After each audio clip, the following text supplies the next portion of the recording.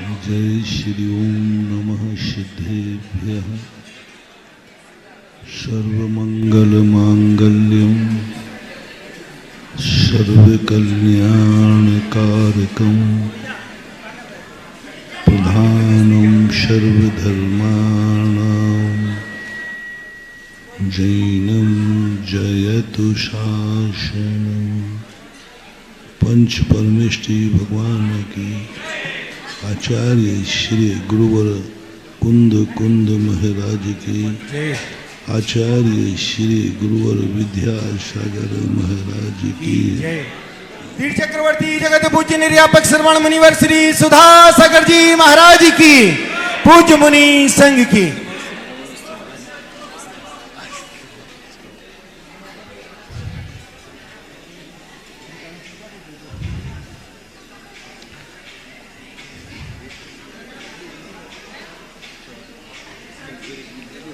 प्रसंग चल रहा है कि हम उनको पहले समझने का प्रयास करें जो हमारे अच्छे कार्यों में बाधक बनते हैं।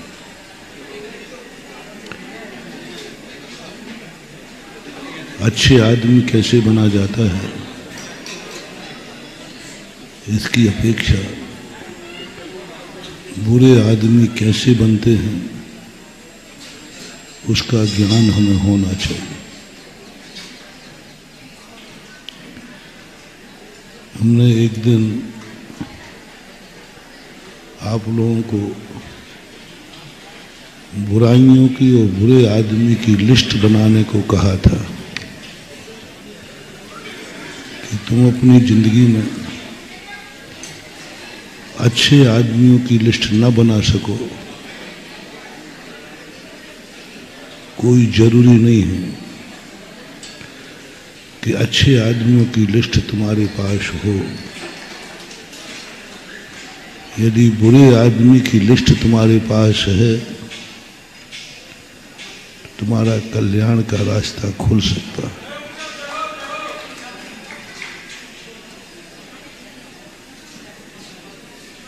यदि बुरे कार्यों की लिस्ट हमारे पास है, अच्छे कार्यों की लिस्ट ना भी हो तो बेड़ा पार हो जाए। अंजन चोर अच्छाई को नहीं जानता था, बुराइयों को जानता था। बुराइयों का ज्ञान उसे हुआ, एक भी अच्छाई उसके पास नहीं आई, लेकिन उसका बेड़ा पार हो गया। अच्छी चीज दुनिया में कोई है ही नहीं। बुराई का अभाव का नाम ही अच्छाई है।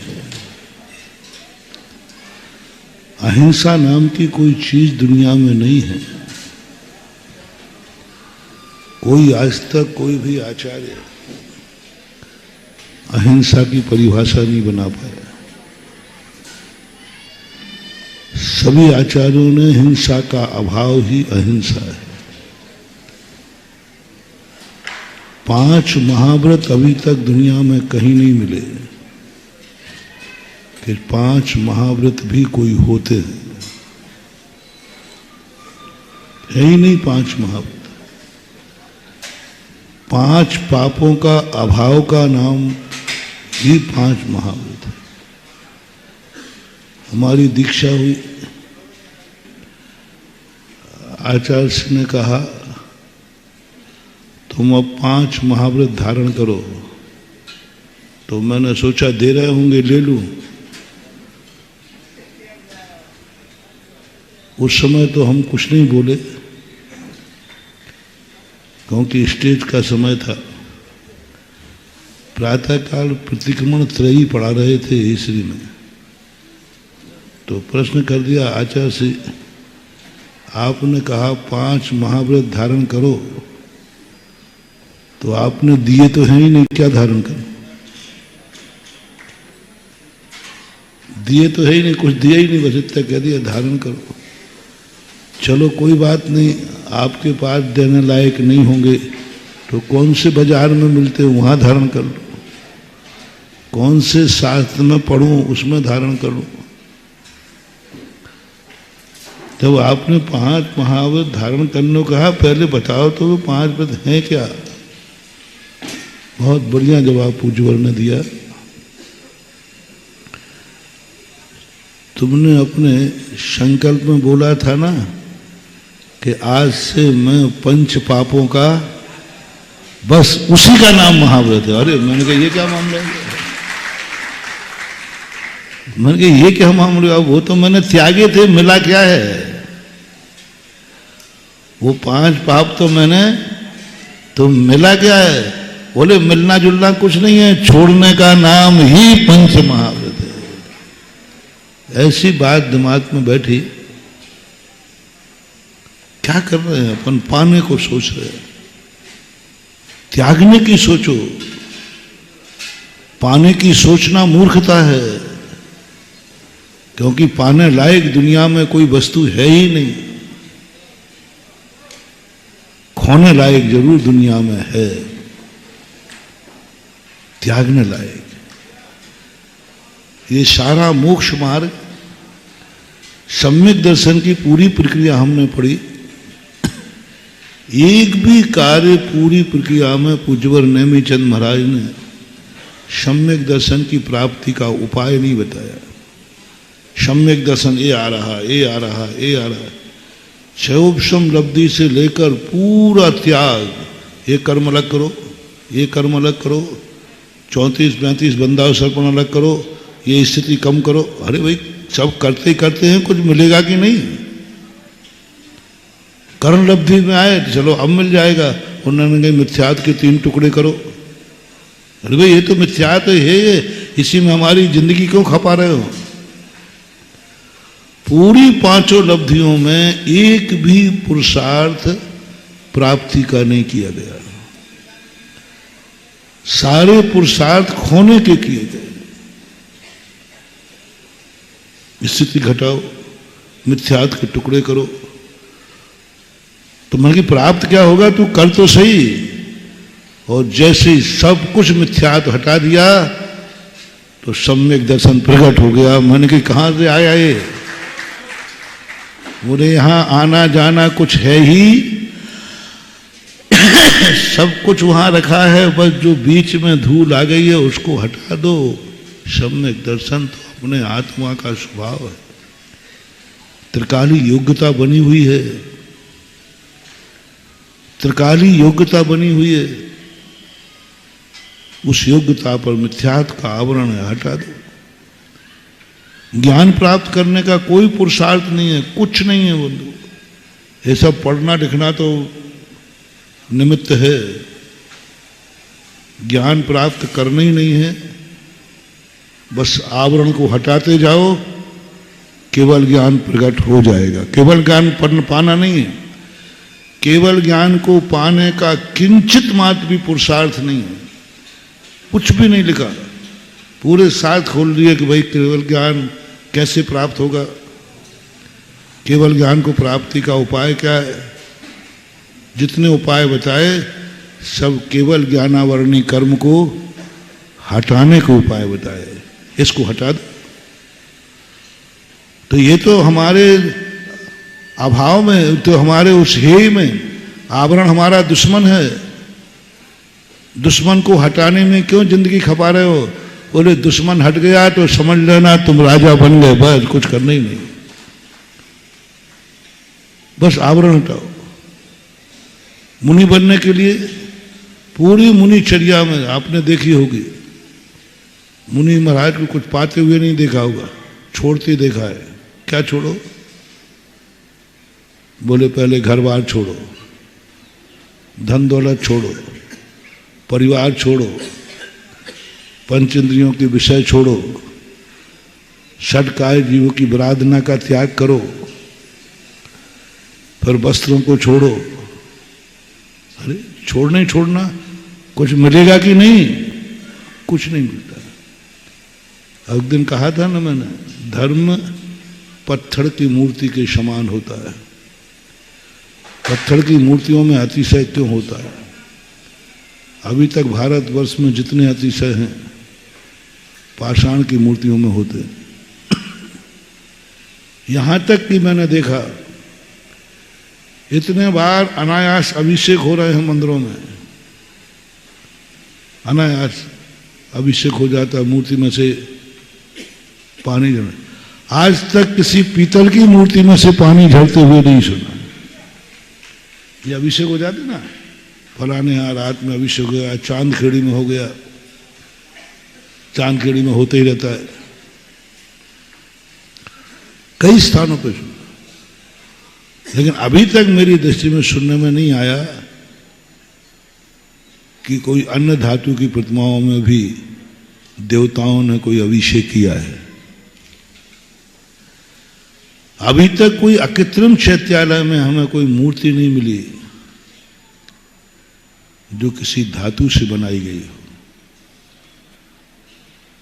जो सोने से बनाई गई हो, चांदी से बनाई गई हो। जितनी भी मूर्तियां कृत्रिम चैत्यालय में मिली हैं सब पृथ्वी काय के द्वारा बनी हुई। रत्न कह लो, रत्नों की, रत्न भी एक पाषाण ही है। पृथ्वी काय जीवों से बनी हुई मूर्ति ही अकृत्रिम चैत्यालय में है। धातु की निषेध नहीं कर रहा हूं, धातुओं की मूर्तियों का उल्लेख आगम में है, नहीं तो तुम अभी हाल मामला गड़बड़ कर दो। हाँ, बार से तुरंत चल जाएगा। धातु की पूर्ति का निषेध नहीं कर रहा हूं, एक पाषाण की मूर्ति का विशेषता बता रहा हूं। पाषाण की मूर्ति में ये सब विशेषताएं, ऐसी बात नहीं है। लेकिन अभी तक तुमने कहीं सुना, तुमने भी सुना होगा, मैंने भी सुना, किसी ने ये नहीं कहा कि महाराज धातु की मूर्ति में एकाएक अभिषेक शुरू हो गया। पाषाण की तो खूब सुनी, एक आध कोई अपवाद हो तो मुझे ज्ञान में नहीं है, बहुत आयत देख लो। अकृत्रिम चैत्यालयों में जितनी मूर्तियां सब पृथ्वी काय से बनी हुई है, पन्ने की, हीरे की। भरत चक्रवर्ती ने जब मूर्ति बैठा 72 जिनालय बनाए, तब उन 72 जिनालयों में मंदिर तो सोने के बनाए, मूर्ति रत्न में ही बैठा ली। जो मंदिर स्वर्णमय बना सकता है, मंदिर में ज्यादा सोना लगना है कि मूर्ति में? मंदिर में बहुत सोना लगेगा, मूर्ति बनाने में उसको क्या लगना था? अरे उनके तो अक्षय निधियां भरी पड़ी थी, निकाल दे जाते, बनवा देते। लेकिन जिनसेन स्वामी ने प्रतिष्ठा पाठ में लिखा, स्वर्णमयी जिनालय बना करके रत्नमयी मूर्तियों की स्थापना। मैंने सोचा ऐसा क्यों? धर्म का प्रतीक है। जैसे धर्म में मुनि कुछ बनता नहीं है, बस जो जो मुनि बनने में बाधक थे उनको हटाते जाओ, मुनि बन जाओगे। महाव्रत धारण नहीं करना है, पाप छोड़ दो, महाव्रती हो जाओगे। मोक्ष प्राप्त करने जैसी कोई चीज नहीं है, बस संसार को छोड़ दो, मोक्ष का कोई पुरुषार्थ ही नहीं, कोई पुरुषार्थ शास्त्र नहीं लगा। कहने की बात है कि ऐसा ही झूठ है जैसे तुम लोग कहते हो ना, वो बाई कहती है ना, क्या कर रही बाई? बोले चावल बीन रही है। बीन क्या रही है और क्या कह रही है? ऐसे ही कहने में आता है मैं मोक्ष जा रहा हूं, मैं मोक्ष को प्राप्त कर रहा हूं। मोक्ष पुरुषार्थ नाम की कोई चीज ही नहीं है। बस कर्म, नौकर्म और भाव कर्म, इन तीनों का छोड़ दो, मोक्ष प्रकट हो जाता है। इनको पुरुषार्थ करो, इनको हटाओ, कर्म को हटाओ, नौकर्म को हटाओ, भाव कर्मों को हटाओ। और जहां 3 कर्म हट गए, ज्ञान शरीरी त्रिविध कर्ममल वर्जित सिद्ध महंता, ते हैं निकल अमल परमात्म भोगे शर्म अनंता। बस ये हटाते जाओ। कृष्ण मोक्ष की परिभाषा नहीं दे पाए। समंतभद्र महाराज जैसे, वो पूज्यपाद स्वामी जैसे लक्षण बनाने में माहिर है। पूज्यपाद का लक्षण अकलंक का प्रमाण सारे दार्शनिक लोग मानते हैं। अकलंक स्वामी जैसा प्रमाण देने वाला कोई नहीं है, और पूज्यपाद स्वामी जैसा लक्षण बनाने वाला कोई नहीं। लक्षण बनाने में माहिर थे, फिर मोक्ष का लक्षण नहीं बना पाए। मोक्ष की परिभाषा क्या बनाई? कृष्ण कर्म विप्र मोक्षो मोक्षा। बस कर्मों का रहित हो जाना ही मोक्ष है। ले साहब, मोक्ष का कहाँ गया? सारे पुरुषार्थ जितने शुक्ल ध्यान हुए, उस शुक्ल ध्यान में कुछ भी प्राप्त करने का पुरुषार्थ नहीं है कर्मों को हटाने का। कल आया था ना, 14वें गुण स्थान में भी सिद्ध बनने के लिए चतुर्थ शुक्ल ध्यान की जरूरत नहीं थी। कर्मों को क्षय करने के लिए शुक्ल ध्यान की जरूरत है। और पूरे धर्म ध्यान का जितना भी मोक्ष मार्ग है, जितने भी अच्छाइयां हैं, जिन्हें तुम धर्म कहते हो, वे कोई चीज दुनिया में है ही नहीं। प्राप्त करने की कोई जरूरत नहीं है। बस बाधक तत्वों को हटाने में अपनी पूरी ताकत लगा दो, तुम्हारे अंदर सब कुछ भरा पड़ा है, प्रकट हो जाएगा। पूज्यवर कुंदकुंज स्वामी नियम सार में बहुत सुंदर बात कहते हैं। तू कहां उस त्रिकाली स्वरूप को पाने का प्रयास कर रहा है? वो तो तेरे पास है। तू भटक भटक के मर जाएगा। तेरी दशा ऐसी होगी जैसे मृग की दशा होती है। निज नाभि में कस्तूरी है और भटक रहा है दुनिया में। मृग जिनकी नाभि में कस्तूरी होती है ना, उनको बहुत कस्तूरी अच्छी लगती है। गंध आती है तो वो सोचता है, चारों तरफ देखता है, और उसकी नाभि में गंध है। ऐसा ही अपन लोग अपने स्वरूप को पाने के लिए पुरुषार्थ कर रहे हैं, सिर से पहाड़ फोड़ रहे हैं,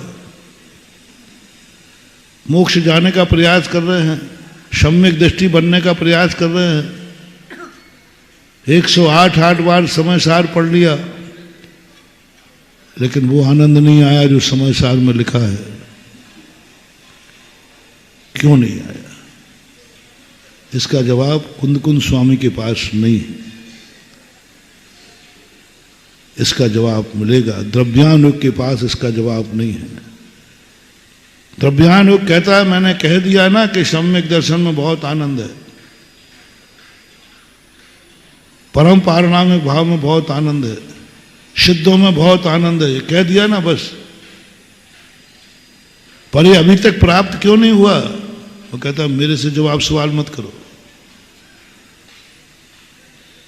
मेरे से जवाब सवाल मत करो। मैंने कह दिया ना, मोक्ष जाने में अनंत आनंद है, अव्याभास सुख है, केवल ज्ञान में अद्भुत सुख है, सम्यक दर्शन में बहुत सुख है, मुनि बनने में बहुत सुख है। सो नाग इंद्र नाग नरेंद्र व अहेमेंद्र के, ये सब कह के मन ललचा दिया ना। कुंदकुंज स्वामी को पढ़ करके प्राय लोग भटक जाते हैं। 99% लोग कुंदकुंज स्वामी को पढ़ करके भटक जाते हैं। और कुंदकुंज स्वामी खुद कह रहे हैं, आज तक किसी आचार्य ने नहीं कहा कि मेरा ग्रंथ पढ़ करके तुम भटक सकते हो, मेरा ग्रंथ पढ़ करके तुम चूक सकते हो।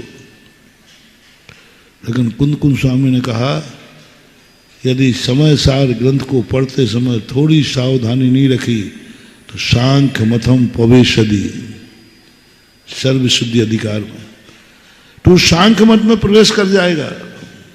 उनको खुद डर लग रहा है। लेकिन वो कहते हैं हम द्रव्यान योग की मर्यादा है, द्रव्यान योग कारण नहीं बताएगा, द्रव्यान योग रास्ता नहीं बताएगा, द्रव्यान योग मंजिल का वर्णन करेगा। बस मंजिल क्या है, मंजिल का स्वरूप क्या है, मंजिल में कैसा लगता है, ये सारा वर्णन द्रव्यान योग कर लेगा। वहां से पहुंचने का रास्ता क्या है, मेरे से मत पूछो, क्योंकि द्रव्यान योग निश्चय नए प्रधानी होता है।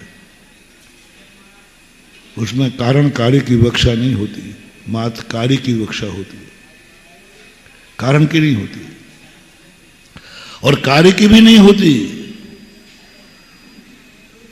कार्य की भी नहीं, वस्तु स्वरूप की होती है। समय सार में सिद्धों का वर्णन नहीं है, समय सार में शुद्धों का वर्णन है। सिद्ध भगवान समय सार नहीं मानता। आत्मा को सिद्ध कहना, वो कहता है तो व्यवहार है, पर्याय दृष्टि है। जो सिद्ध को मान रहा है वो कभी भी आत्मा का आनंद नहीं ले सकता। जो अपने आप को सिद्ध स्वरूपी मान रहा है वो कभी आत्मा का आनंद नहीं मिलता। जो सिद्ध बनने का भाव कर रहा है वो पुण्य कमा सकता है, उसको मोक्ष नहीं, वो कभी सिद्ध नहीं बनेगा। सिद्ध बनने का भाव करने वाला कभी सिद्ध नहीं बनेगा। द्रव्यान कहता है शुद्धम तुभ्यानंतो शुद्धम चेव पयम लहदि जीवो जानंतो दु अशुद्धम अशुद्ध में पयम लहदि जीवो। जो सिद्धों को ध्याता है वो सिद्ध बनता है। द्रव्यान कहता नहीं, मैं तो नहीं मानता। जो सिद्धों को ध्याता है वो अच्छा संसारी बनता है, क्योंकि सिद्धों का ध्यान करने से पुण्य का बंध होता है और पुण्य के बंध से हमें सारी अनुकूलताएं मिलती हैं। सिद्धों का ध्यान करने से पुण्य का बंध होगा, मोक्ष नहीं होगा। सिद्धों का ध्यान करने से हमारे संकट दूर होंगे, मोक्ष नहीं होगा। सिद्धों का ध्यान करने से हमारे परिणामों में शांति आएगी, पाप से बचेंगे, तुम सिद्ध नहीं बन पाओगे। द्रव्यांग ने कहा कि तुम सिद्धों की भावना मत करो, तुम सिद्ध बनने का भाव मत करो। ये व्यवहार है, ये पज्जय मूढ़ो मूढ़ा, ये पर्याय है। तुम क्या पर्याय पाने का भाव कर रहे हो? क्या गजब है। मैं अध्यात्म ज्यादा इसलिए बोलता हूं कि तुम्हारे सिर पर से निकलेगा, क्योंकि अध्यात्म इतना गहन है कि तुम्हें ऐसा लगेगा कि जो कुछ भी हमने आज तक किया सब बेकार है। यदि मैं शुद्ध समय सार पर प्रवचन दे दूं, 25 साल का भी मंदिर जाने वाला मंदिर छोड़ देगा, माला फेरने वाला माला फेंक देगा, और कहो जो मुनि बना है वो मुनि पर छोड़ देगा। त्यागी वृत्ति प्रतिमाधारी छोड़ देंगे। एकदम समय सार का ओरिजिनल प्रवचन जो मैंने समय सार का मैं चिंतन करता हूं, बहुत डर के करता हूं। प्रतिमाधारी ये सब कहेंगे काय की प्रतिमा, प्रतिमा ये तो पर्याय है, तो व्रत है। छोड़ दी कई लोगों ने। समय सार पढ़ने वालों ने 7 प्रतिमाएं ली थी, छोड़ दी। मेरे सामने लोग हैं। अभिषेक करना छोड़ दिया, पूजन करना छोड़ दिया, प्रतिमाएं छोड़ दी, व्रत लिए छोड़ दिए। इसे मध्य प्रदेश की बातें हैं। प्रतिमाएं छोड़ दी। मैंने कहा भैया क्यों? बोले महाराज समय सार पढ़ो आप। मुनि पढ़ा तो है।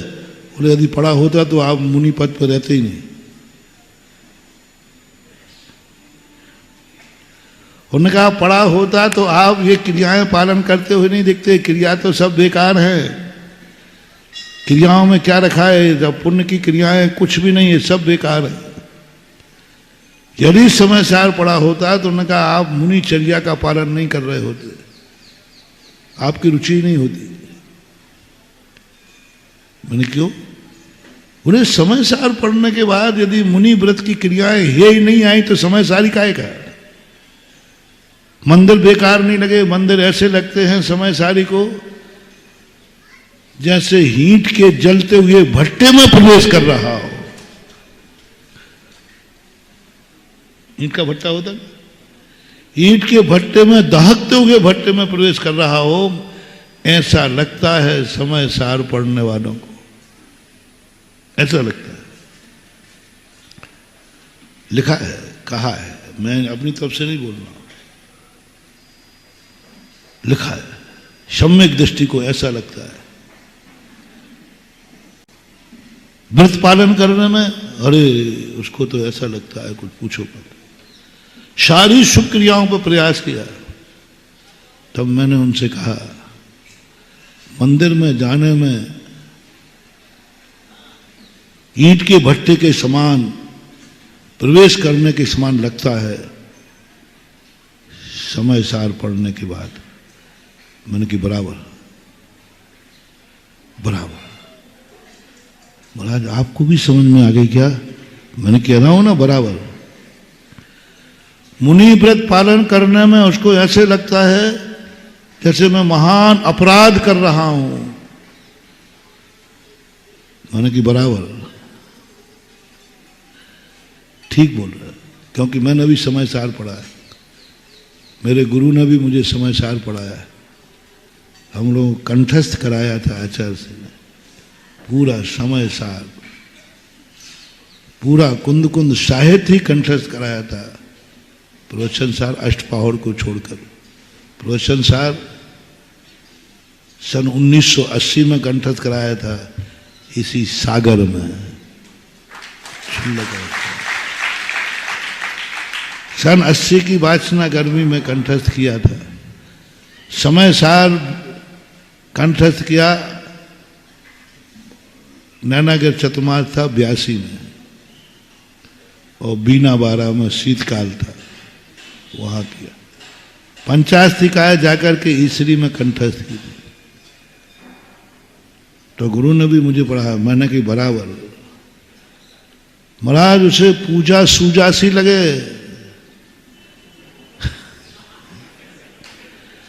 पूजा सूजा सी लगे, सत्तर से भगवान। आगे और है, मंदिर बैरी से लगे, ऐसा कुछ है, कहते हैं प्राण लेत भगवान। मंदिर सूजा सी लगे, सत्तर से भगवान, मंदिर बैरी से लगे, प्राण लेत भगवान। ये किसको लगते हैं? द्रव्यान युग पढ़ने वाले।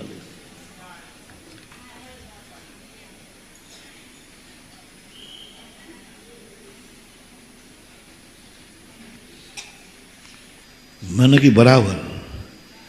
मैंने सबकी हाँ की, ये यथार्थ घटना है। भीलवाड़ा में एक सज्जन आते थे, उनसे बोले महाराज जी द्रव्यान युग की सही बात बताओ। मैंने कि जो कह रहे हो बिल्कुल सही कह रहे हो, जो कह रहे हो बिल्कुल सही कह रहे हो। द्रव्यान युग यही कहता है, किम होदि सुशीलम, पुण्य की क्रियाएं सुशील कैसे हो सकती हैं जो हमें बंद करावे। मैंने कि बराबर, सब सही है, लेकिन बस मेरा एक प्रश्न का जवाब और दे दो, फिर मैं अपनी भूल को स्वीकार कर लूंगा और फिर मैं कह दूंगा कि सही में मैंने समय सार पढ़ा तो है, समझा नहीं है। मेरे गुरु ने समय सार पढ़ाया तो है, लेकिन समझाया नहीं है। मैं कई बार बहुत रिस्क ले लेता हूं, और इसी रिस्क के वचनों में ही लोग वार्षिक निकाल लेते हैं। अब इतनी सी वार्षिक निकालना, महाराज ने कहा है आचार्य से समय था पढ़ाया है, लेकिन समझा नहीं पाए, अब इतनी वार्षिक निकाल देना।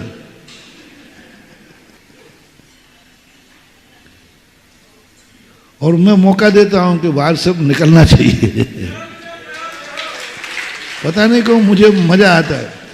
कोई मेरे संबंध में बाहर से मार से निकलना, चर्चा बंद हो, तो पता नहीं मुझे गैस बनने लग जाती, मुझे अच्छा ही नहीं लगता।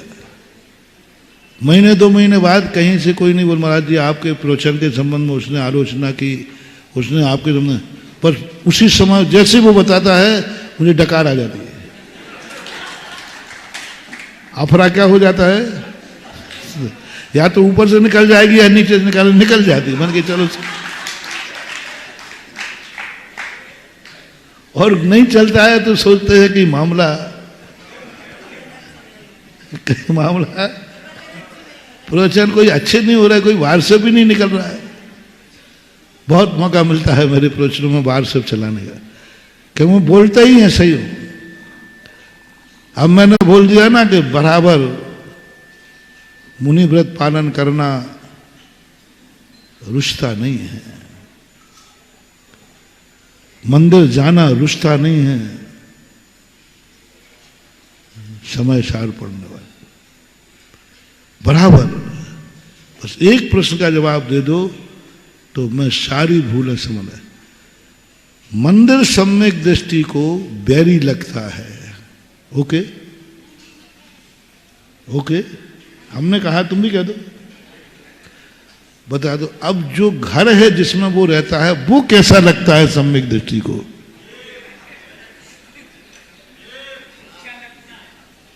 बस वो कैसा लगता है घर? बोले महाराज आप में यही कमी है, जो पॉजिटिव कथन किया जा रहा है उस पर तो ध्यान नहीं दे, निगेटिव पे चले गए आप। मैंने कही निगेटिव के बिना पॉजिटिव कुछ भी नहीं है, अंधेरे के बिना प्रकाश का कोई मूल्य नहीं है। घर कैसा लग रहा है ये बताओ द्रव्यान योग पढ़ने वाले को। द्रव्यान योग पढ़ने वाले को मंदिर में जाना भट्टे के समान लगता है, तो घर जाना कैसे लगता है मकान में? धन की अब मैं बताता हूं। समय सार में मंदिर जाना भट्टे के समान लगता है और घर में जाना नरकों के समान लगता है। यहां तो लकड़ी ही जल रही है, वहां तो मेरु समान लोह गल जाए ऐसी शीत उष्णता था। मतलब ये यदि हो रहा हो, घर उसे नरक लगने लगा हो, नरकों का बिल लग रहा हो तो बात। भगवान सत्वर से लगते हैं, बराबर लगते हैं, लेकिन घर के परिवार के सदस्य क्या लगते हैं? वे लगते हैं, वे भी महादुश्मन के जैसे लगते हैं, काल लगता है। भगवान तो बैरी के समान लगते, शत्रु लगते हैं, और परिवार के संबंधी जो रिश्तेदार हैं ये साक्षात काल लगते हैं, ये वहां बैरी लगते हैं। पूजन तो हमें देखता हूं बेकार है। बस ये बता दो समय सार पढ़ने वाले को भोजन करते समय कैसा लगता है? पूजन करते समय तो मैंने कह दिया, समय सार पढ़ने वाले को पूजा सूजा होता सुई, यानी कोई सुई चुभा रहा है। पर समय सार पढ़ने वाले को भोजन करते समय कैसा लगता है? हमने जो समय सार समझा है, हमारे गुरु ने समय सार समझाया है, वो पहली बात तो हमें समझ में आई है, गुरु ने पूजा सूजा सी लगे। लेकिन मेरे गुरु ने ये भी समझाया है, जिसको पूजा सूजा सी लगने लग जाए उसे भोजन करते समय भाला सा चुभता है, जैसे भाला चुभा रहा है। पूजन में तो क्या लग रहा है? जैसे कोई, और भोजन करते समय कैसा लगता है? जैसे कोई भाला चुभा रहा हो। ऐसा लगता है समय सार पढ़ने वाले को। क्या आपको ऐसा लगा? हर चीज में ले लेना ऐसे। पुण्य की क्रियाएं जब अरुचिकर लगने लग जाएं, जिसने पाप की क्रियाएं छोड़ दी हैं महानुभाव, पाप की क्रियाएं एक भी त्यागी नहीं, पुण्य की क्रियाओं से अरुचि हो गई, यही तुम्हारी विनाशकालीन विपरीत है। इससे ये समय सार तुम्हारा कल्याण नहीं करेगा, समय सार पढ़ करके तुम्हारा नाश हो जाएगा। समय सार नहीं करेगा तुम्हारी समझ। समय सार पढ़ने के बाद आज के पंडितों का, आज के मुमुक्षुओं का ये अपना सर्वनाश कर रहे हैं। अभी अकल नहीं आई इनको, ये समझेंगे बात। सर्वनाश कर रहे हैं,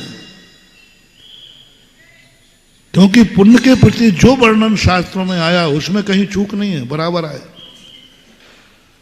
सम्यक दृष्टि को, वीतराग सम्यक दृष्टि को, समय सार पढ़ने वाले को पुण्य की क्रियाओं के प्रति, पुण्य के प्रति ऐसा ही भाव आता है जैसा उन्होंने कहा है। जैसा कहा है वैसे ही आता है, उसमें कहीं गलती नहीं है। सोनगढ़ से जो कहा गया, कान्ह जी ने कहा कि सम्यक दृष्टि को पुण्य की क्रियाएं बराबर है, पुण्य की क्रिया पुण्य का फल, ऐसा ही होता है। इंद्र शरीर की संपदा, चक्रवर्ती के भोग, या यूं कह लो चक्रवर्ती की संपदा, इंद्र शरीर के भोग, काक वीट सम गिनत हैं, सम्यक दृष्टि लो। कौए के बीट के समान गिनते हैं, समय सार पड़ने वाला है। कौए के बीट के समान ये परिवार, ये धन दौलत, क्या गजब का उदाहरण दिया जिसने भी लिखा होगा। मैं समझता हूं कि बहुत अच्छे जैन दर्शन का ज्ञाता रहो, और किसी का बीट नहीं कहा, क्योंकि संसार के जितने भी बीट है, बीट है ना मल, वे सब किसी ना किसी काम के हैं, सब काम में आते हैं। मनुष्य का बीट शुकर के काम आता है, गाय बैलों का भी बीट गोबर के काम आता है, यहां तक कि चमगादड़ का बीट काम आता है, कबूतरों का बीट काम आता है। संसार में सभी जानवरों का बीट किसी ना किसी उपयोग वाला है। मात्र कौआ है दुर्भागा जिसका बीट भी काम नहीं आता। बीट सम त्यागी, कौआ काक बीट सम गिनत हैं, सम्यक दृष्टि लो। क्या ऐसी अनुभूति कभी हुई तुम्हें अपनी संपदा का? ये सारा वैभव कौए की बीट के समान है। समय सार पड़ने वाला, आज तक कभी हमें पुण्य को छोड़ते नहीं दिखा, लेकिन उसको अनुभव होता है, वो मैं बात कर रहा हूं। किसको छोड़ते हैं? कोटि 18 घोड़े छोड़े, 84 लख हाथी, इत्यादिक जग संपत्ति छोड़ी। आगे बोलो। तृण के समान नहीं, तृण के समान नहीं। तृण तो काम आता है, गाय के काम आता है, खाने के काम आता है। जीर्ण तृण सम त्यागी, जीर्ण ने सड़े हुए तृण के समान, उस सड़े हुए घास के तिनके को गाय भी नहीं खाती, जानवर भी नहीं खाता, ऐसे त्याग देते हैं। कौन? समय सार पढ़ने वाले। ऐसा मेरे गुरु ने पढ़ाया है, और ऐसे ही मुझे समय सार में समझ में आया। मंदिर तो भैरी से लग रहे हैं, 5 महाव्रत पालन करना समय सारी को नहीं रुचता। यदि 5 महाव्रतों में रुचि ले रहा है तो समय सार पढ़ा ही नहीं उसने। क्रियाकांडी है, मूलाचार है, 28 मूल पालन कर रहा है, काय का समय सारी है, काय का समय रुचता नहीं, रुचता नहीं। लेकिन ये बराबर है। मुनिव्रत की बात कर रहे हो, समय सारी को तो रत्नत्रय भी नहीं रुचता। भेद रत्नत्रय भी अकिंचित कर पूज्यवर अमृत चंद स्वामी प्रवचन सार की 4 चूलका की टीका में लिखते हैं। रत्नत्रय भी अकिंचित कर, वो भी सहन नहीं होता उसको। कारण है, जो कारण ही समझ में नहीं आ रहा। तो कारण में जो अपनी चर्चा चली थी, कारण से भी उसको कोई मतलब नहीं है, कारण से, और कार्य से भी मतलब नहीं है। वो तो कहता है कि मुझे कुछ नहीं चाहिए, ना मुझे संसार में रहना है, ना मुझे सिद्ध बनना है, मुझे तो बस शुद्ध का आनंद लेना है। अभी बताऊंगा जो अपन ने सिद्ध की बात कही थी। क्या आपको ऐसी कभी अनुभूति हुई? बोले नहीं हुई। तो बोले महाराज जी ये बताओ, ये सब चीजें अपन अनंत बार कर चुके कि नहीं? मैंने कि बराबर। मंदिर कितने बार गए? महाराज देखो, जो कार्य अपन अनंत बार कर चुके हों, वो कार्य बार बार क्या करना? पागलपन है कि नहीं? मन की बिल्कुल बराबर। उनकी भाषा बराबर से चलती है। जवाब देने का अर्थ है सामने वाले को क्या बोलना चाहिए, बराबर। मैं अभी बराबर बोलना सीख गया, क्योंकि ये शब्द गुजराती का है। हाँ जी के स्थान पर गुजरात में बराबर बोलते हैं, बराबर, नक्की। इंग्लिश में बोलते हैं डन। चलो इस कार्य को अपन डन कहते हैं, गुजरात में बोलते बराबर, ठीक है।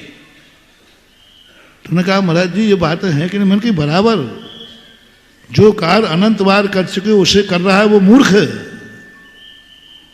नहीं करना चाहिए।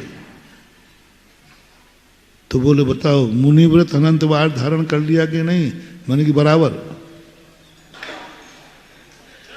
मैं समझ गया था कि इनका अंत में प्रहार होगा, मुनि व्रत धार। महाराज जी इसलिए तो हम लोग मुनि नहीं बनते हैं कि मुनि व्रत अनंत बार धारण कर लिया, उसे क्या धारण करना। पूजाएं अनंत बार कर ली, प्रतिमाएं अनंत बार ले ली, मालाएं अनंत बार, सब तो कर लिया महाराज अनंत बार। और जो अनंत बार कहा किया है उसे अब क्या करना, कुछ नया करो, नया। मैंने कि बराबर। मैंने कि वचन के पक्के हो, यदि सच्चे गुरु के चेले हो तो वायदा करो वचन के पक्के हो। बोले पक्का हूं, जो अनंत बार कर चुके वो नहीं करना चाहिए, मैं इस बात पर कायम रहूंगा। और जो करता है वो मूर्ख है, जैसे हम। मैंने अपने आप का, क्योंकि हमें मालूम है कि अनंत बार मुनि बन चुके फिर भी बन गया। हमारे भगत अनंत बार मंदिर जा चुके फिर भी मंदिर जा रहे हैं, अनंत बार प्रतिमाएं ले चुके फिर भी ले रहे हैं, अनंत बार मालाएं फेर चुके फिर भी फेर रहे हैं। क्योंकि हम सब, हमारे भक्त सब मूर्ख हैं। उनको बड़ी खुशी है कि महाराज ने अपने आप को क्या कह दिया। हाँ, लोगों को बड़ी खुशी होती है।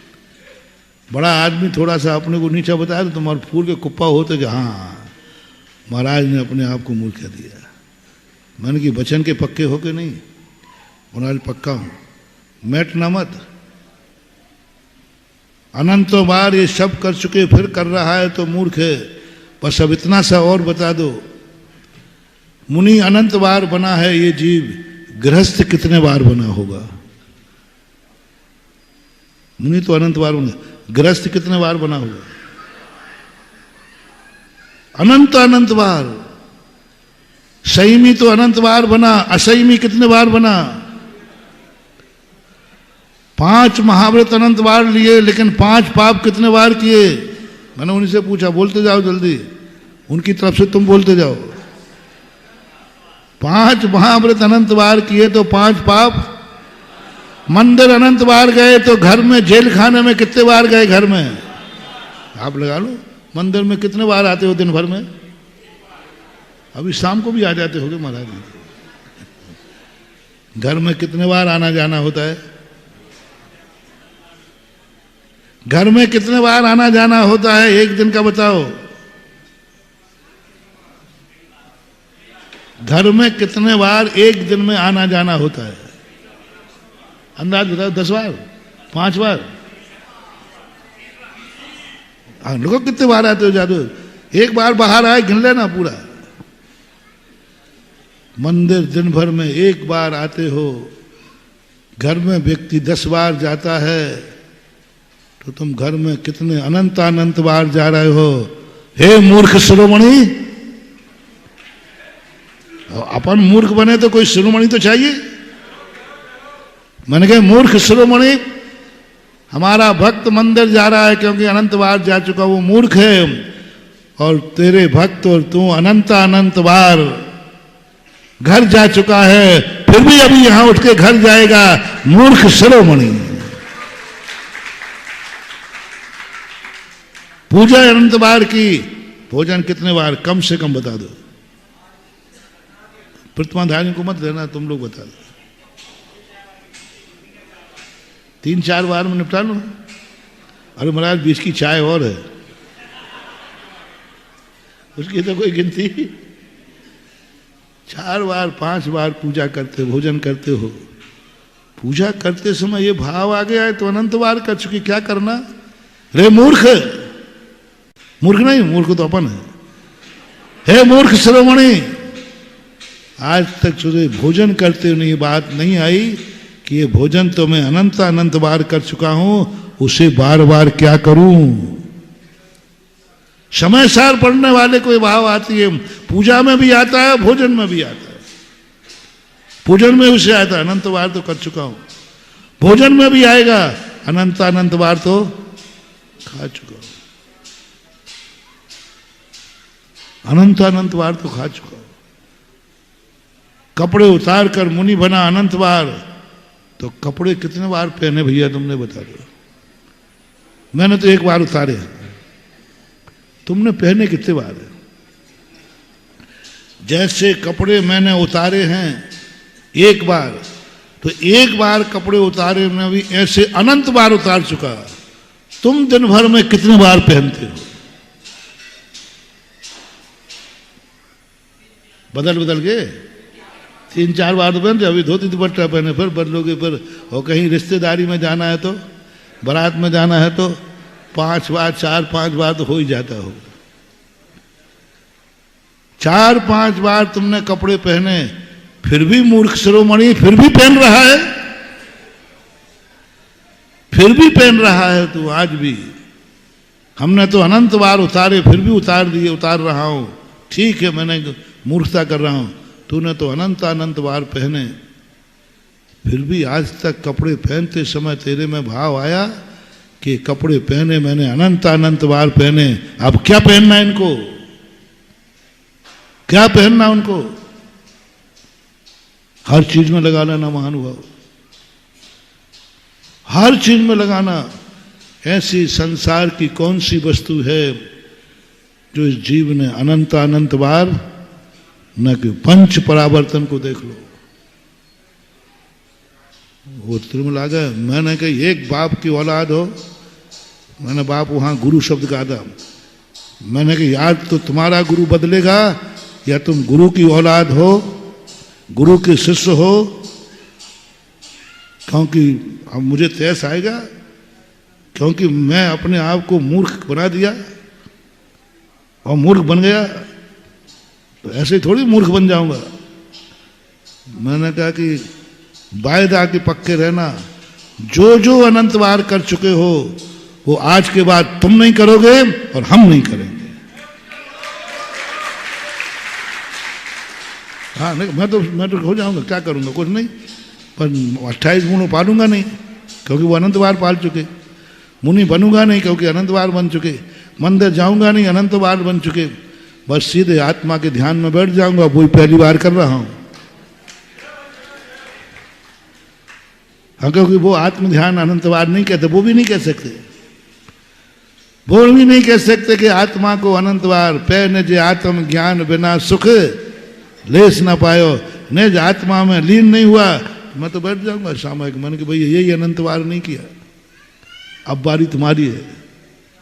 जो तुम अनंत अनंत बार कर चुके हो उसको अब किया तो ध्यान रखना, छोड़ो। भोजन अनंत अनंत बार, पूजा नहीं करना, अरे राम राम राम राम, पूजा तो करना ही नहीं, भोजन करना बंद आज से। मुनि दीक्षा तो लेना ही नहीं, अरे ऐसी गलती करनी नहीं, आप लोग तो राजा बेटा हो। कपड़े उतारना नहीं, ये तो अनंत बार उतार जो हु तत्ता है। क्या करना, अनंत अनंत बार पहन चुके हो, आज के बाद नियम करो, क्योंकि अनंत अनंत बार हम कपड़े पहन चुके, आज के बाद हम कपड़े नहीं पहनेंगे। उतारना नहीं है, पहनेंगे नहीं, पूजा करना नहीं, भोजन करेंगे नहीं, क्योंकि अनंत बार कर चुके। 5 महाव्रत धारण करना नहीं, लेकिन 5 पापों की तरफ परिणाम लाना नहीं, क्योंकि ये 5 पाप अनंत अनंत बार। मंदिर जाना नहीं, वो तो अनंत बार हो तत्ता है, भट्टा है। मंदिर क्या हो गया, भट्टा है। लेकिन घर अनंत अनंत बार गए हो, नरक है, घर जाना नहीं। मंदिर जाना नहीं, घर जाना नहीं, क्योंकि जो जो अनंत अनंत बार हो चुका वो तुम्हें करना नहीं। अब बेटा बोलो कहाँ जाओगे, मंदिर जाना नहीं और आप कहाँ जाओगे? कहाँ जाओगे? भगोड़ो, भगोड़ा कहलाता है भगोड़ा। क्या मचा रखा है समय सार को, क्या परिणति की है? कहा है समय सार में जो आप कह रहे हो, लेकिन दूसरा पक्ष क्यों छोड़ते हो? पाप को छोड़कर, संसार को छोड़कर, गृहस्थी को छोड़कर जो पुण्य क्रियाओं में अटके हैं, उनके लिए पूज्यवर कुंद कुंद स्वामी कहते, क्या पर्याय में अटका है, क्या पुण्य में अटका है, क्या मूल गुणों में पालन कर रहा है? ध्यान में बैठ जा।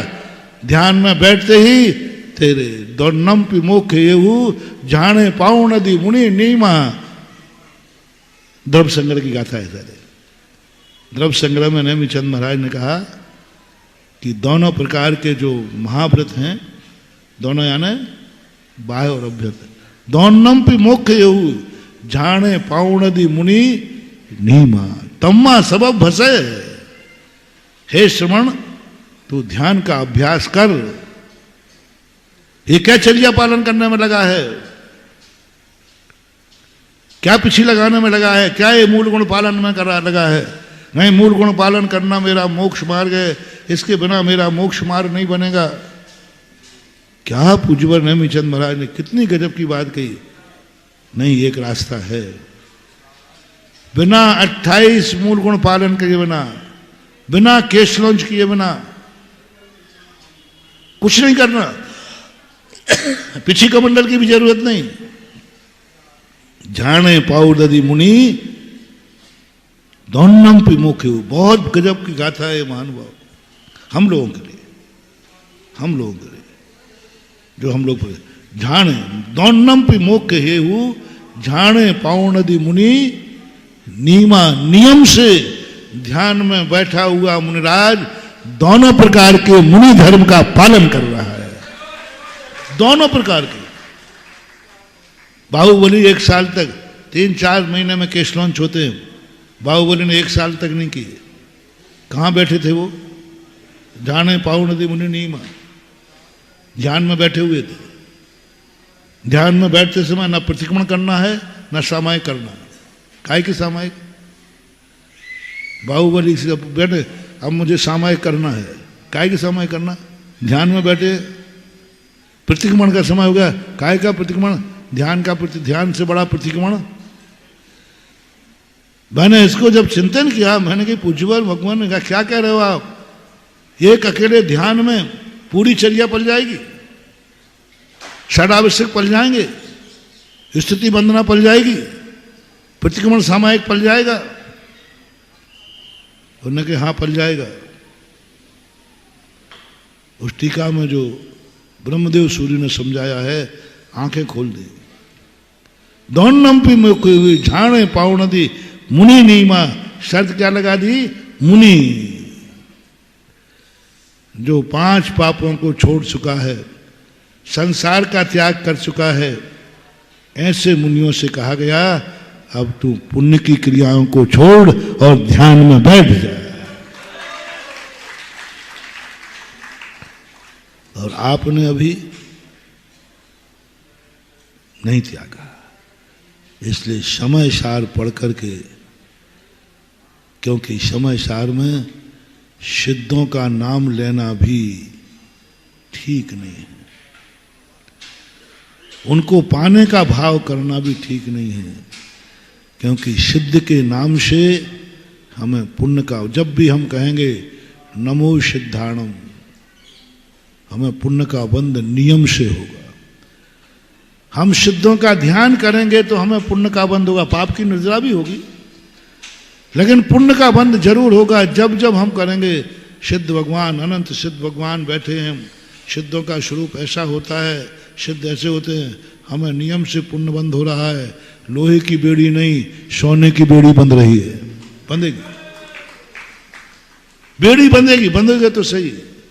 समय सार, अब समय सार तो कहता है शुद्ध को प्राप्त करो, शुद्ध में टिक जाओ, शुद्ध को चाहो, शुद्ध में लीन हो जाओ, शुद्ध में ही आनंद है। सिद्धों में आनंद नहीं है। वो तो पर्याय है, वो तो पर्याय है। आनंद तो अपने आत्मा के शुद्ध तत्व में है। इसलिए द्रव्यायन योग से तुम कुछ भी नहीं देता, कुछ भी और शुद्ध प्राप्त किया नहीं जाता। हाँ, जो मूल बात थी जिस कारण से अपन थोड़े साइड में हुए थे, शुद्ध प्राप्त करने की, आनंद शुद्ध में है और शुद्ध प्राप्त करने की कोई वस्तु है ही नहीं। समय सार में कोई पुरुषार्थ करने की बात नहीं की। शुद्ध प्राप्त करो और ललचा दिया, विज्ञापन इतना कर दिया, शुद्ध में आनंद है, शुद्ध में आनंद है। कहाँ है आनंद? कहाँ मिलेगा वो? चर्चा तो कर दी, ललचा तो दिया, कहीं में शुद्ध में आनंद नहीं, शुद्ध में आनंद है, शुद्ध में लीन हो जाओ, शुद्ध में लीन हो जाओ, परम पारनामिक भाव को ग्रहण करो। टंकोत्कीर्ण अमृत चंद सूत्र ऐसा कर देते हैं, व्यक्ति संमोहित हो जाता, पागल हो जाता है। वह टंकोत्कीर्ण परम पारनामिक भाव, उसको प्राप्त कर। सिर फोड़ फोड़ के मर जाना महानुभाव, शुद्ध पाने के लिए कोई पुरुषार्थ नहीं है। अनंत भाव लगा देना, शुद्ध पाने का कोई भी पुरुषार्थ नहीं है, कोई भी पुरुषार्थ नहीं। आत्मा के स्वरूप को पाने का कोई पुरुषार्थ नहीं है, कोई पुरुषार्थ नहीं। बस पुरुषार्थ है, आनंद सम्यक दर्शन में है। अपना मूल विषय से मत हटना। आनंद सम्यक दर्शन में है, लेकिन सम्यक दर्शन की प्राप्ति का कोई उपाय नहीं है। सम्यक ज्ञान प्राप्त करने का कोई उपाय नहीं है। सम्यक चारित्र को प्राप्त करने का कोई उपाय नहीं है। प्रारंभ में कहा था, केवल ज्ञान प्राप्त करने का कोई उपाय नहीं है, मोक्ष जाने का उपाय कोई नहीं है। ये सब कहवे की बातें हैं, ये झूठ हैं। ऐसे झूठ है जैसे कहा जाता है चावल बीन रही हूं, लेकिन बीन क्या रहा है? ये ऐसा ही झूठ है। प्रज्ञापन न है, ये प्रज्ञापन न है। प्रज्ञापन नय में समय सार है। प्रज्ञापन नय में कहा जाता है जितने भी धर्म की क्रियाएं हैं सब प्रज्ञापन नय है, क्योंकि ये कहीं है ही नहीं, ये कहीं प्राप्ति के उपाय ही नहीं है। अपन इसी क्या है ये? बस पुरुषार्थ क्या करूं फिर? बहुत थोड़ा सा क्लिष्ट विवेचन हो गया आज का, गड़बड़ नहीं हो जाए। सम्यक दर्शन प्राप्त करने का कोई उपाय नहीं है। सिर से पहाड़ मत फोड़ो, सिर फूट जाएगा। ये झूठ बोला जा रहा है, जैसे चावल बेलने वाली महिला झूठ बोल रही है, ऐसे ही आपके कुंद कुंद स्वामी झूठ बोल रहे हैं। मैं बोलूं तो मैं झूठा, समय सार झूठा। हाँ, मैंने अच्छी तरह से परख लिया, इसलिए तुमसे कह रहा हूं कि मैं ही बर्बाद हो गया, तो अब तुम बर्बाद मत होना, इसलिए बता रहा हूं, क्योंकि मेरा समय तो खूब खराब हो गया। सम्यक दर्शन को पाने में, आत्मा के पाने में लग गया हो, और बाद में पता चला कि ये कोई पाने की चीजें, क्या करना। आइए कर्म सिद्धांत पर नेमिचंद आचार्य महाराज बताएंगे, पुरुषोत्तम भूतबली महाराज बताएंगे, कर्म सिद्धांत बताएगा समय सार कैसे पाना है। समय सार पढ़ के रिपीट कर रहा हूं महानुभाव, क्योंकि आज ये हवा ज्यादा है। समय सार पढ़ करके कभी समय सार का आनंद नहीं ले पाओगे, ये पत्थर की लकीर समझना। फॉर प्रमाण शुभचंद्र आचार्य ज्ञानार्णों में समय सार पढ़ के आज तक कोई समय सार नहीं पा पाया। निश्चय नय को पढ़ करके आज तक कोई निश्चयिया नहीं बन पाया। आत्मा की चर्चा करने वाला कभी आत्मा को अनुभव नहीं कर पाया। सम्यक दर्शन की चर्चा करने वाला सम्यक दृष्टि नहीं बन पाएगा। कभी नहीं बन पाएगा। ये सब समय सार की बात है। पहला मोटिवेशन निर्णय करो, समय सार पढ़ने के बाद, समय सार को जानने के बाद, समय सार को मानने के बाद भी तुम्हारे लिए समय सार का आनंद नहीं आएगा, नहीं आएगा, नहीं आएगा। कब? जानने के बाद भी और मानने के। मैंने कल प्रवृत्ति प्रस्तुत किया था, उसको नहीं किया था जो जानता नहीं मानता नहीं, उसको किया था जो जानता भी है मानता। पौष का उदाहरण दिया था ना। गुटखा खाने वाला जानता है कि नहीं कि स्वास्थ्य के लिए हानिकारक है, और मानता भी है कि नहीं? हाँ, मैंने पूछा था ना, सही लिखा? सही लिखा। फिर भी खा रहा है, तो वो लोग कैंसर से बचेगा कि मरेगा? जानता हुआ और मानता हुआ भी। ऐसा ही समय सार को जान रहा है, मान रहा है, लेकिन वो समय सार को प्राप्त नहीं कर पाएगा। मृग मरीचिका के समान भटक भटक के मर जाएगा। मर जाएगा, भटक भटक के मर जाएगा, मिलेगा ही नहीं उसे। बहुत बड़ी चीज महानुभाव, सम्यक दर्शन को प्राप्त करने का प्रयास छोड़ दो, उसकी गारंटी मैं लेता हूं। तुम क्षयोपशम लब्धि समझने का प्रयास करो। क्षयोपशम लब्धि समय सार में नहीं मिलेगी। समय सार में सम्यक दर्शन मिलेगा। समय सार में सम्यक दृष्टि की चर्चा है। समय सार में सम्यक दर्शन की प्राप्ति का कोई उपाय नहीं, कोई उपाय नहीं। कैसे प्राप्त किया जाता है, क्या किया जाता है, इसको तुम्हें पढ़ना पड़ेगा। कर्म सिद्धांत, कर्म सिद्धांत है, जो कर्म सिद्धांत पढ़ने के बाद समय सार को पढ़ेगा, एक गाथा काफी है और आनंद में डूब जाएगा। क्योंकि कर्म सिद्धांत अब कुछ करना सिखाएगा। समय सार को, सम्यक दर्शन को प्राप्ति का उपाय नहीं, मिथ्या दर्शन को हटाने का उपाय, कसायों को हटाने का उपाय, परिग्रह को हटाने का उपाय। कर्म सिद्धांत मुनि बनने का उपाय नहीं बताता है। मुनि बनने में बाधक क्या है, उनको हटाओ। अनंतानुबंधी, अप्रत्याख्यान, प्रत्याख्यान, संजनन को प्राप्त करने का कोई उपाय नहीं है।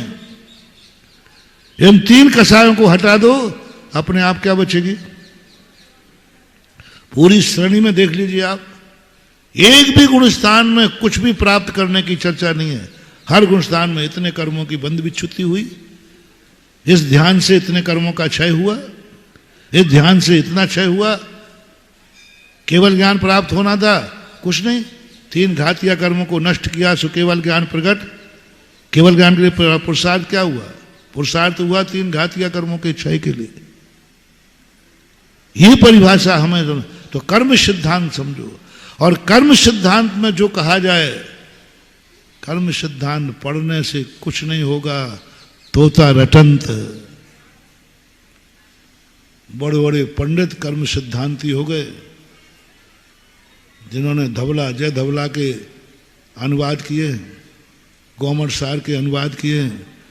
कर्म सिद्धांत के इतने प्रकांड विद्वान, इतने प्रकांड विद्वान, इतने प्रकांड विद्वान कि उनको देख करके हमने खुद देखे ऐसे, ओह इनका कहाँ ज्ञान है। सब कुछ चटा हुआ है, पेज नंबर सब, एक कोई चूक तो कर दे थोड़ी सी, जितना कर्म सिद्धांत, और माना भी उन्होंने। लेकिन उनकी सबसे बड़ी कमी है,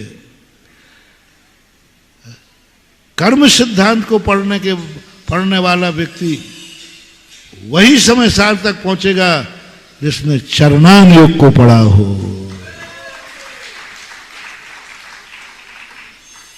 चरणान योग यदि नहीं पढ़ा तो पढ़ लो। कर्मणान योग में जो लिखा है उसको पालन कौन कराएगा? उन्होंने कहा है ये पाप बाधक हैं, उनका त्याग कराएगा चरण। कर्मणान योग त्याग नहीं कराता। कर्म सिद्धांत शुद्ध वैज्ञानिक है, शुद्ध वैज्ञानिक है कर्मणान योग। ये सांप है, ये लाठी हमारी 14 है,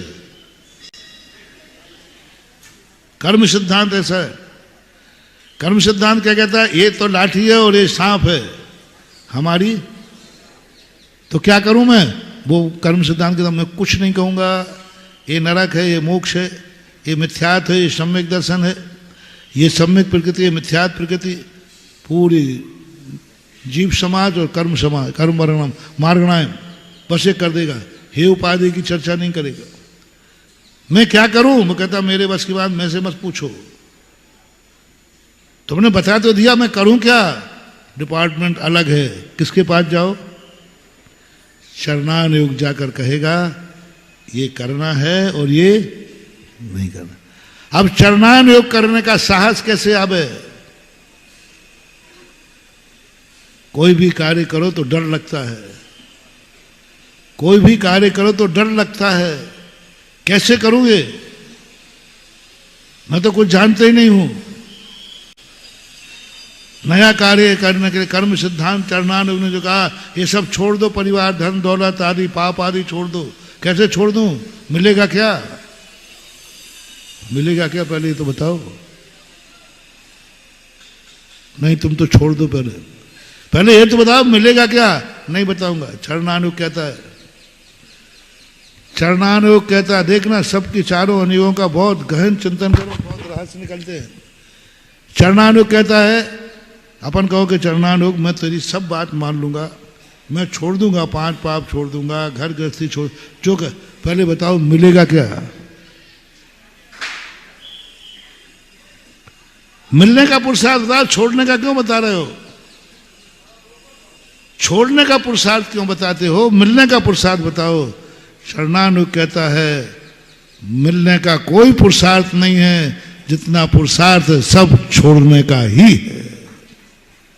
मूर्ति की जो चर्चा की थी, शुद्ध जैन दर्शन है मूर्ति पाषाण की। पाषाण की मूर्ति बनाई नहीं जाती, बनती ही नहीं है। एक पत्थर उठाता है शिल्पी, जो मूर्ति के आकार में बाधक है उसको छांट छांट के अलग करता है।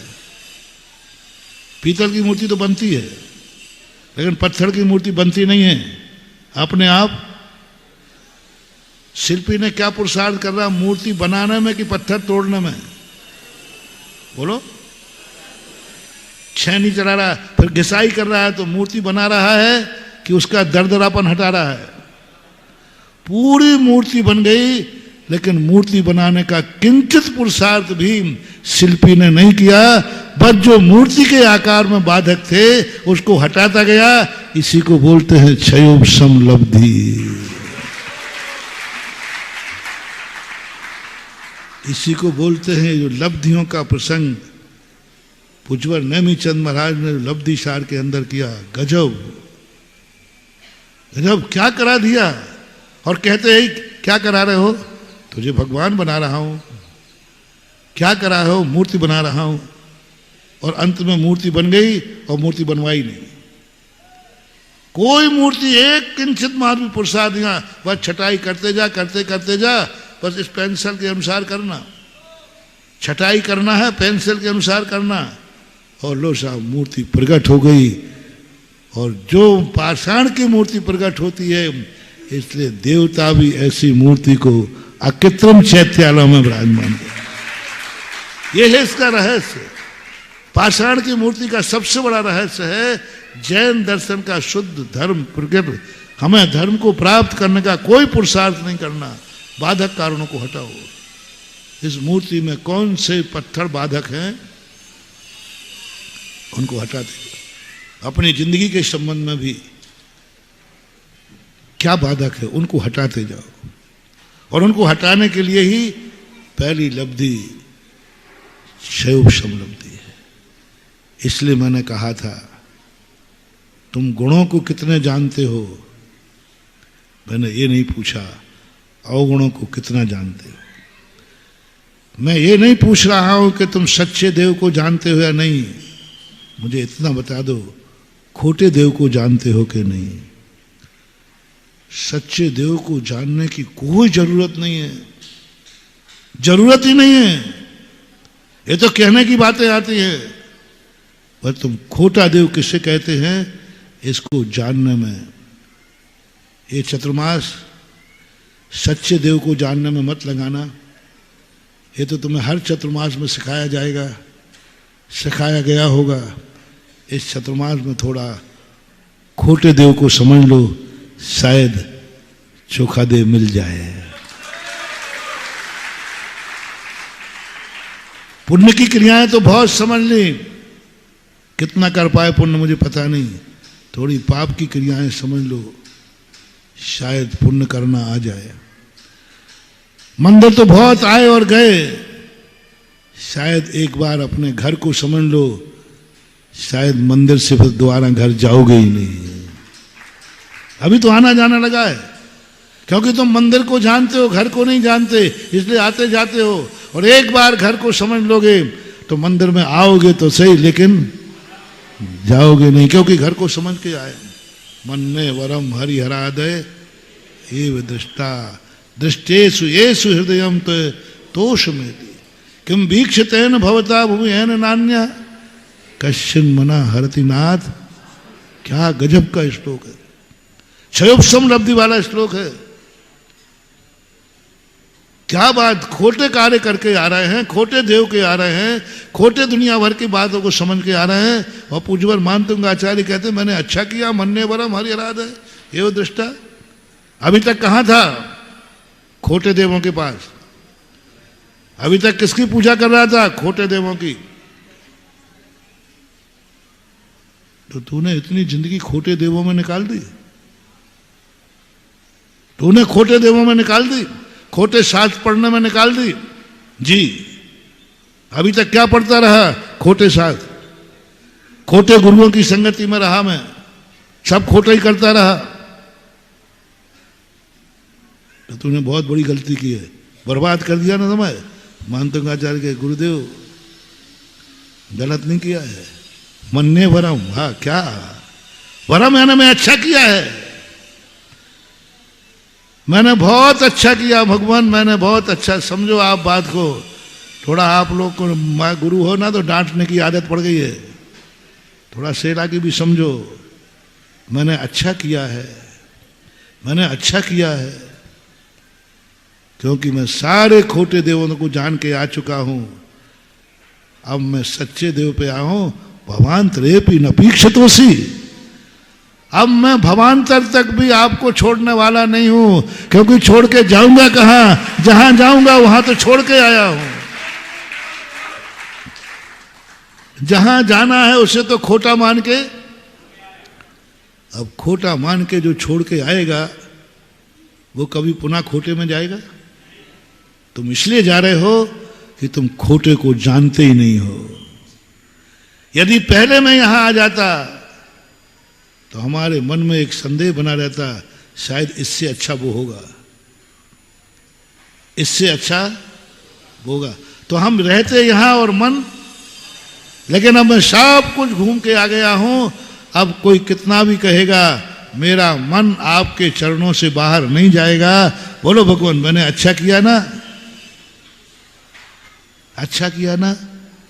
यही अपन को, यही नेमिचंद आचार्य महाराज कहते हैं, सम्यक दर्शन को प्राप्ति के उपाय की चर्चा कर, और वो उपाय है हे तत्व को हटाने की परिणति कर। तो पहले हम लिस्ट बनाएं कि पाप क्या है, हम लिस्ट बनाएं कि संसार क्या है, हम लिस्ट बनाएं कि कसाय क्या है, हम लिस्ट बनाएं कि दुख क्या है, हम लिस्ट बनाएं कि पराया क्या है। अपना क्या है ये नहीं कह रहा हूं मैं, अपना क्या है ये नहीं पूछ रहा हूं, लिस्ट बनाओ कि पराया क्या है। पराया क्या है? अब हम यही नहीं जानते पराया क्या है। अमृत को मत समझो, समझो कि जहर क्या है, हम यही नहीं जानते। कोई अमृत के नाम से हमें जहर दे दे, हम पी लेंगे? अमृत के नाम पर कोई जहर दे दे तो पी लेंगे? तो या तो इतने चमत्कारी बन जाओ कि अमृत के नाम में तुम्हें कोई जहर देगा तो वो अमृत बन जाए, मीरा बन जाओ, या तो इतने जबरदस्त बन जाओ कोई सांप लावे और तुम छू लो तो हार बन जाए।